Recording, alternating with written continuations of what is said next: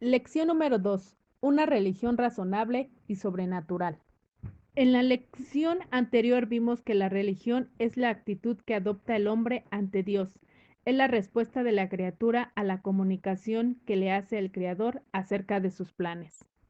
Veamos qué es lo que distingue al hombre de los animales. Los animales son movidos por sus motivaciones e instintos.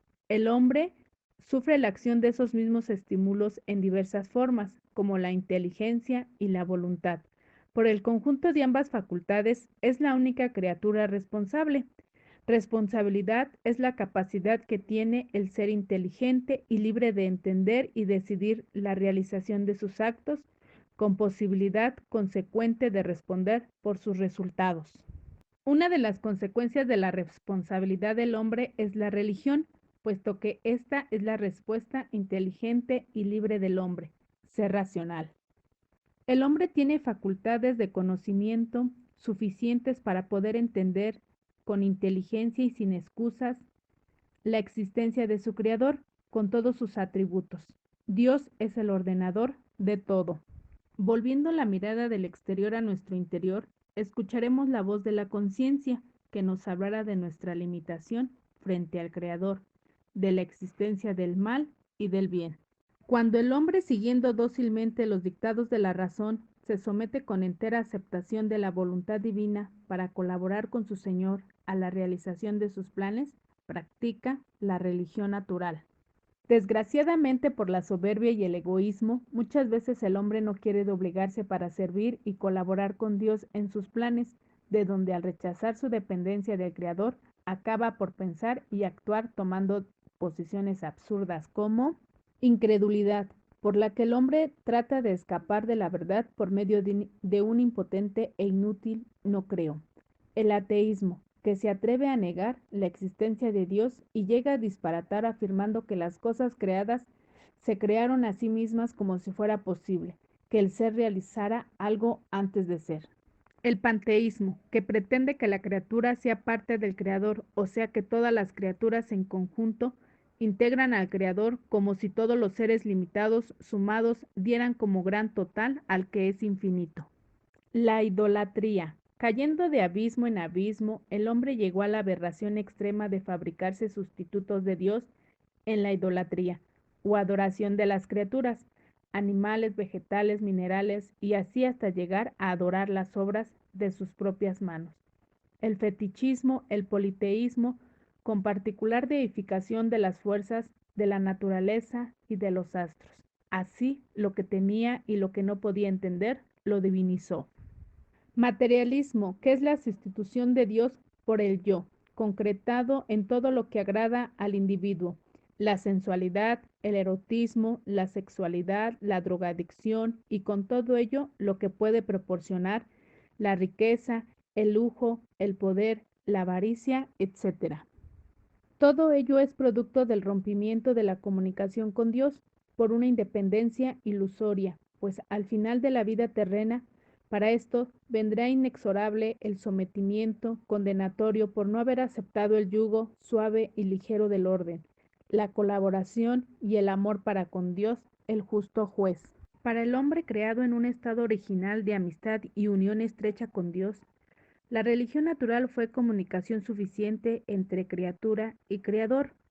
La religión natural dejó de ser fácil y atrayente, pero Dios, sabedor de las dificultades surgidas por la ruptura de la comunicación Dios-hombre, tuvo a bien acudir en auxilio de éste, haciéndole revelación de su existencia y de sus planes. La revelación primitiva o religión patriarcal, mediante señales, símbolos y figuras, que ya constituyeron una instrucción divina. La revelación premesiánica y profética, o religión mosaica, proporcionada por Dios a través de Moisés y los profetas o mensajeros, y por la cual se dio a conocer el pueblo de Israel. La revelación mesiánica o religión cristiana se ve de manera directa por medio de su Hijo Jesucristo, su mensajero y Dios, el mismo, quien vino a predicar la buena nueva del Evangelio, enseñándonos a creer y obrar según la voluntad del Padre. Cuando el hombre ser limitado llega al límite de su entendimiento, Es preciso dejarse guiar por la divina revelación, a la que ha de abandonarse con mayor confianza, aunque a su propia razón, en la seguridad de que Dios, verdad infinita, nunca le engañará. A esta actitud del que cree se le llama acto de fe. El acto de fe es la aceptación de lo sobrenatural de nuestra religión. El acto de fe es la respuesta libre y consciente de la inteligencia apoyada en la verdad revelada. Solamente quien ha establecido una ley está en posibilidad de derrogarla, a suspenderla a esa alteración del orden natural, momentánea o permanente, le llamamos milagro. El milagro, demostración de la existencia y el poder de Dios. La intención de Cristo aquí es dar prueba de su divinidad, es la revelación misma. Por otra parte, es interesante analizar las diferentes respuestas a ella de parte de los testigos. El ciego beneficiado, además de la vista, obtiene la confianza que luego se transforma en fe.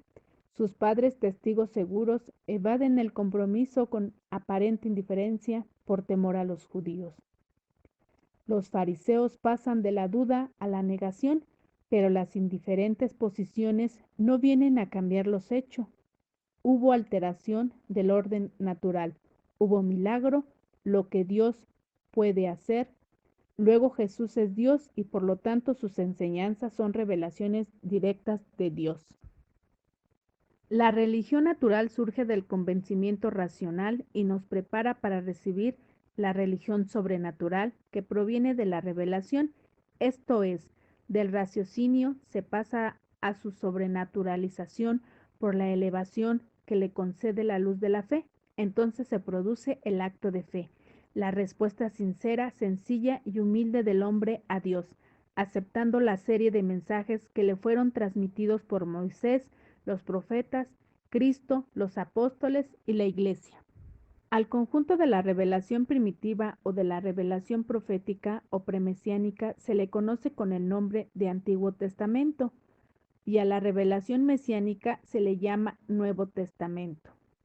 Todo comprendido en un solo libro recibe el nombre de la Sagrada Biblia. Es muy importante que llenes tu hoja de tarea porque le servirá a tu coordinador para darte ayuda.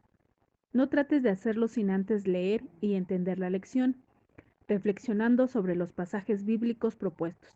Procura que tus respuestas al cuestionario sean cortas, pero suficientes y claras. No te alargues y limítate a contestar a la pregunta para que nunca te sea pesado cumplir con la tarea.